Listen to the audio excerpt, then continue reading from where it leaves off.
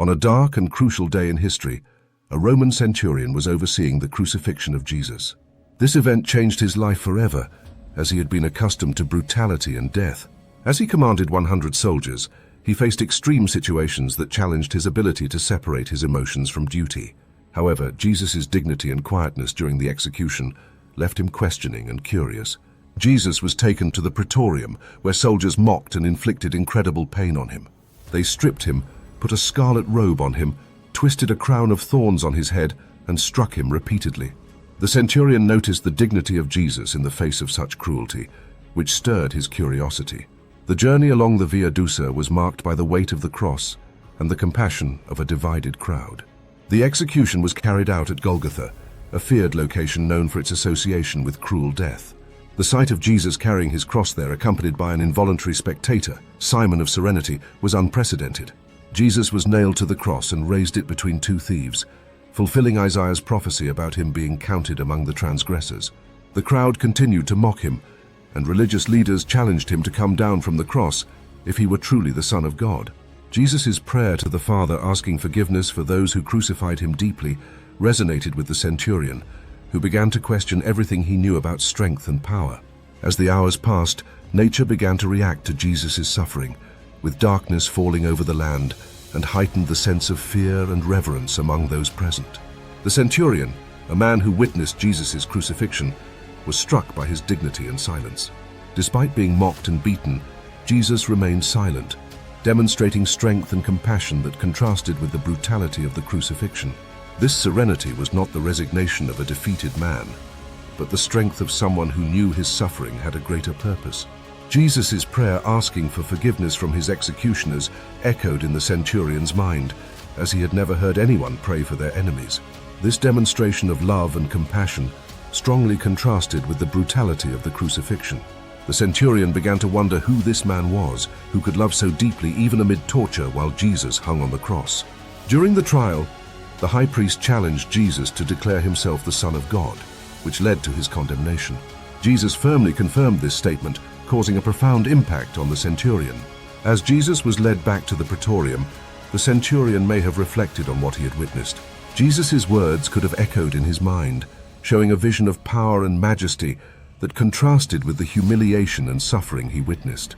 The centurion was accustomed to the violence and bloodlust of crowds, but the intensity of hatred directed at Jesus was unusual. He knew the religious leaders were manipulating the crowd to ensure Jesus' execution. As Jesus carried his cross through the narrow streets of Jerusalem, the centurion ordered Simon of Cyrene to help carry it. This simple act of compassion showed that even as an executioner, he was not insensitive to human suffering. The centurion, a Roman soldier, witnessed Jesus' crucifixion and was deeply moved by his actions. He saw Jesus' compassion and love for others, even in the midst of suffering, which defied his understanding of strength and weakness. This act of compassion and care amid suffering could have deeply touched the centurion's heart, as he saw in Jesus a humanity that defied his understanding of strength and weakness.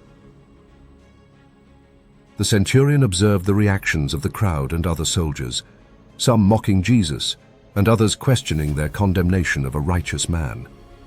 They cast lots for Jesus' clothes, a ritual common in Roman crucifixions, where the executioners had the right to decide who would take them.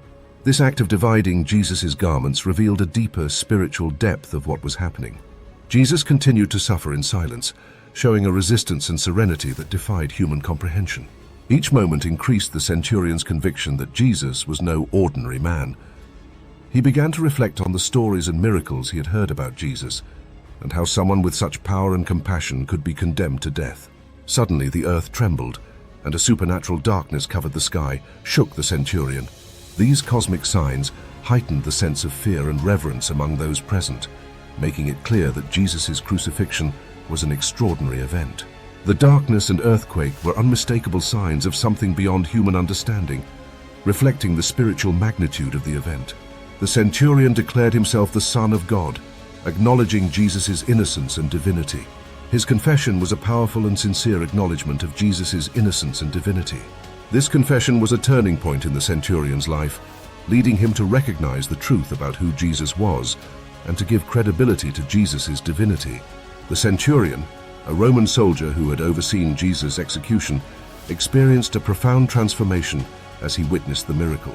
His mind was filled with questions about the man he had helped crucify and how nature responded so dramatically to his death. Jesus' words to the high priest, affirming that he would see the Son of Man sitting at the right hand of the Mighty One and coming on the clouds of heaven, could have echoed in his mind, leading him to realize that the crucifixion was not the end, but the beginning of something much greater. Jesus' message of love and forgiveness touched the centurion's heart, breaking the hardness of his heart and leading him to reconsider his beliefs and values.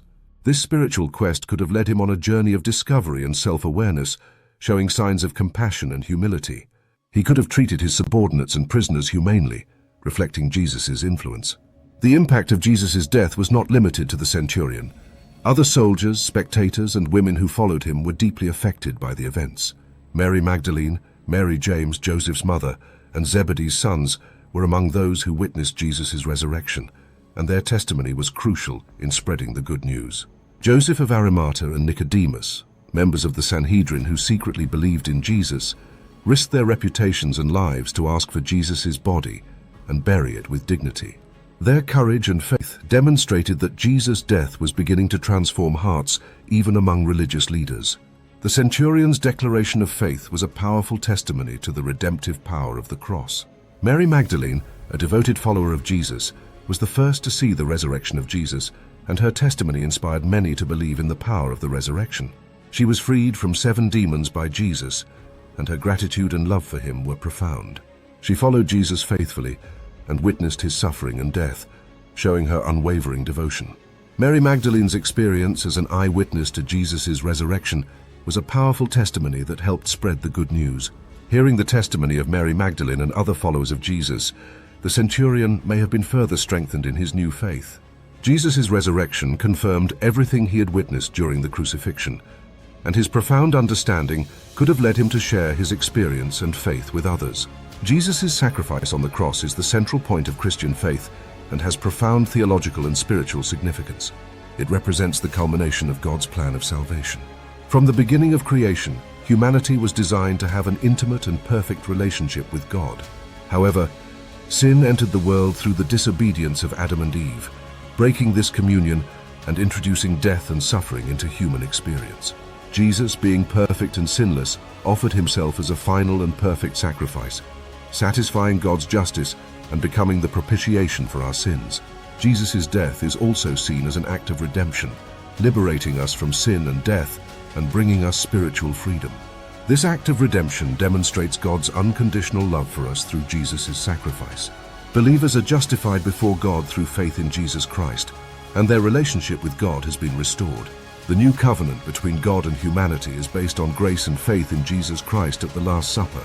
Jesus' sacrifice on the cross was the blood of the new covenant, shed for the remission of sins. This reconciliation brought peace and a restored relationship with God, as described in 2 Corinthians 5:18. Jesus' death and resurrection ensured that death is not the end, but the beginning of a new life with God forever. This central event of Christianity reveals God's heart and his plan of salvation for all humanity. It is an invitation for all to reconcile with God through faith in Jesus Christ and experience the transformation that comes from God's redemptive grace. In conclusion, Jesus' sacrifice on the cross is the supreme act of God's love and grace towards humanity, fulfilling the promises and prophecies of the Old Testament. It is an invitation for all to reconcile with God through faith in Jesus Christ and experience the transformation that comes from God's redemptive grace.